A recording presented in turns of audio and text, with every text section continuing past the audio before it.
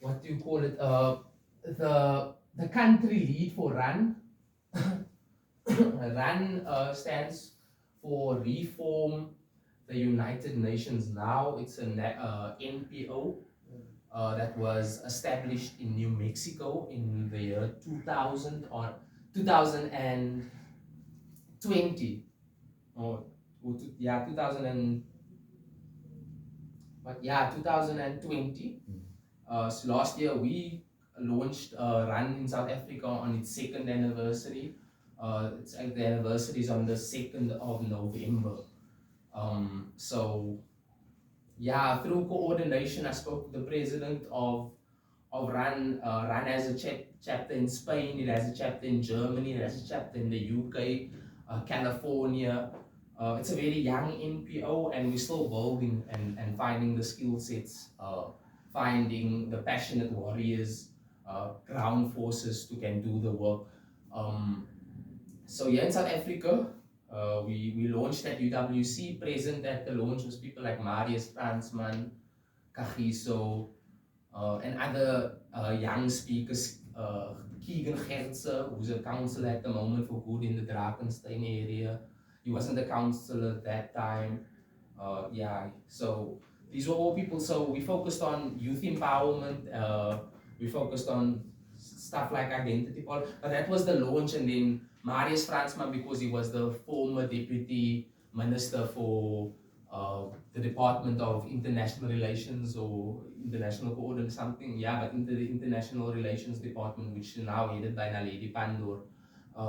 So he spoke about international politics, and so RUNN, as RUNN, Thurston, the leadership, supporters and members, and great activists and helps with the works. So as RUNN, we believe and we believe that the United Nations Security Council must be reformed. You must understand that the UN was formed before the liberation of many colonial states, and lots of the colonial states joined the UN afterwards. So the UN Security Council, which is currently consisting of China, Russia, the UK, France, and America, they make the final decisions when it comes to peace and security, threats on peace and security issues. Then there's also the challenges with the veto powers that these countries have. So if there's a need for certain interventions in certain areas, certain countries can veto it, and then it can't happen. There can't be intervention, like Russia vetoed the intervention on Ukraine, etc., etc. So our work is to reform the United Nations Security Council, and that takes three aspects. It takes lobbying, it takes the aspects of lobbying, youth empowerment, and then also your research aspect of it. So with regards to youth empowerment here in South Africa, we've had the Ashley Krill inaugural cipher, which happened this year, which is a cultural production that will continue. So based on that, we're not going to go into everything else. I just want to introduce the work that we do.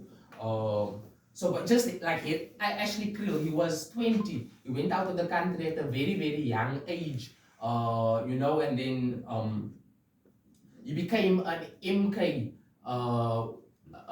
An MK commander, was sent back into the country. I don't know, we don't know what happened, who gave away the safe house coordinates, and then eventually Jeffrey Benzin murdered him. In that sense, he was shot 2 times in the back, but he was a very young, so-called colored revolutionary, which Cape Town has forgotten. There's many other people, martyrs that died, that were killed in detention. There's thousands of people that were shot on the streets. But there's something significant about Krill and why he was taken out. He was taken out in 1987, just a few years before Mandela was released. But it's also very significant because he realized his purpose at a very young age. So I give thanks unto the leadership that made the inaugural cipher possible, and we will continue with it in 2024. Yeah, man. So that's the heritage aspect of that RUNN works on. Then another heritage aspect is something that we've been doing for the past 8 years. Something that originated within the Rastafari movement and the Rastafari communities within the Western Cape. Adwa. So this year we took it away, not away from Adwa, but we incorporated what is the battle? The Battle of Salt River. The Battle of Salt River, which happened in 1510. The Battle of Adwa happened in 1897. So that's almost a few hundred years apart. So that the Battle of Salt River is when the Kun people of that area defeated and killed a small battalion of the Portuguese. And there was also a Portuguese, I don't know if he was a son of the Viceroy, if he was the Viceroy, but Francisco Almeida, he was killed within Cape Town by the Khoi. And that also made the Khoi realize that they need to be revolutionary, they need to be militant in that sense. But it also happened on the 1st of March. And the Battle of Adwa also happened on the 1st of March. So here we have two African battles, for victories to not be under oppression. There's a story about what happened in Salt River. It's about kidnapping, and they took some livestock, and then the Khoi warriors actually pursued them and went to kill them. They thought they were going to come with their muskets or whatever, but then they were chopped up. So next year it will be the 9th year of Adwa. We're going to continue strong. Then I'm going to seal up now, guys. In 2025, we will have 140 years of the Berlin Conference.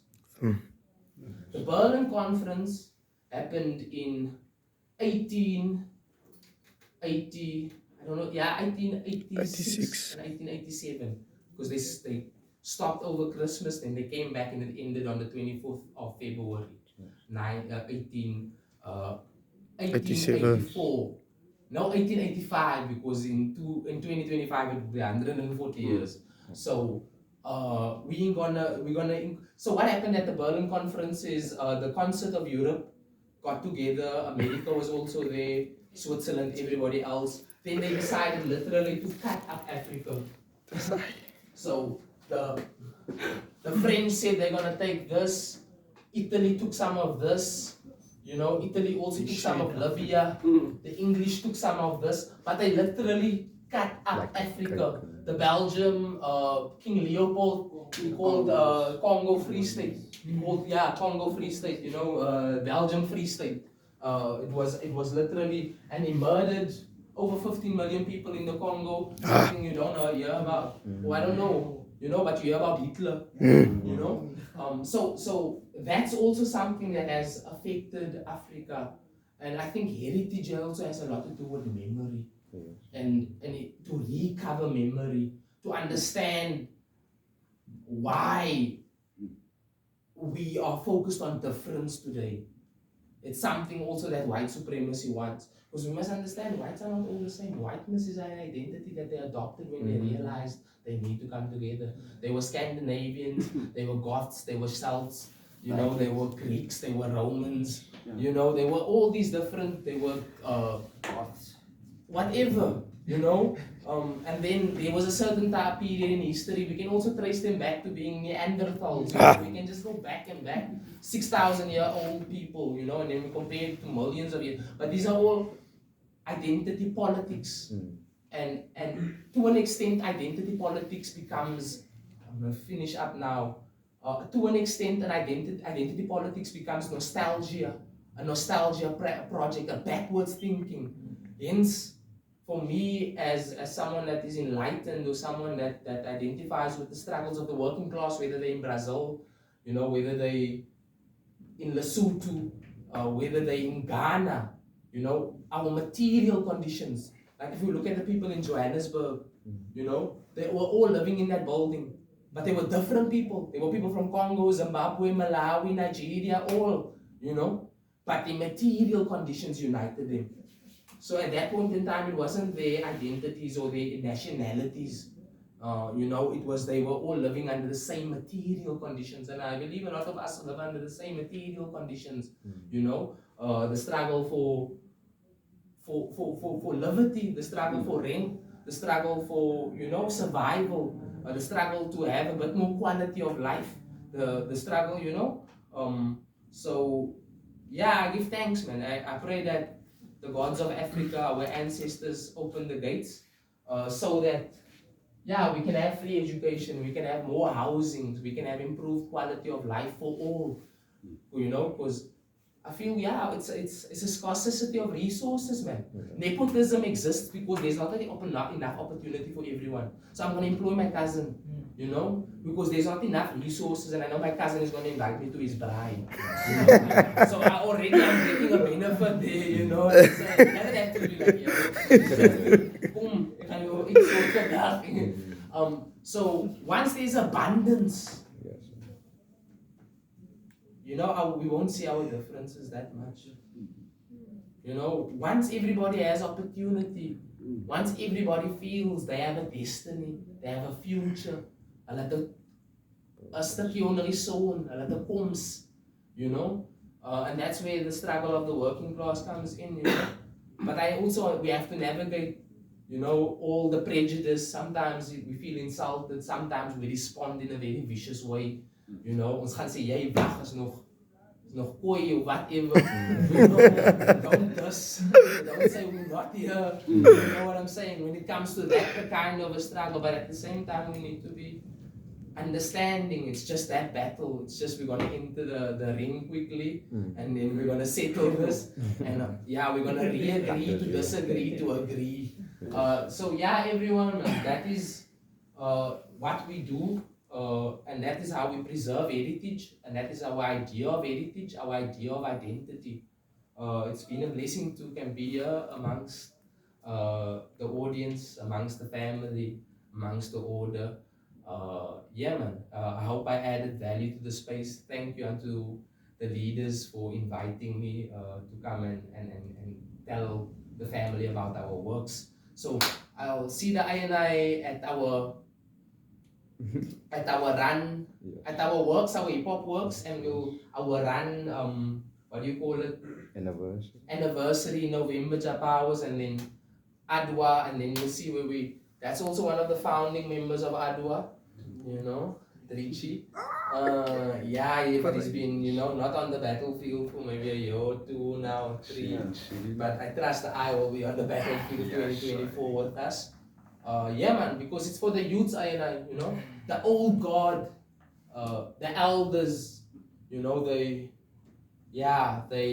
don't want to say, but we're in a new area, we're in a new era now, we're in a new period, where we are building on top of the foundations once again, let's move forward.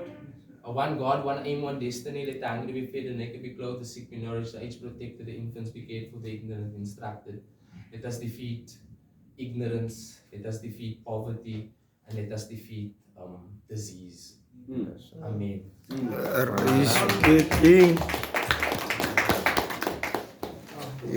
Tough.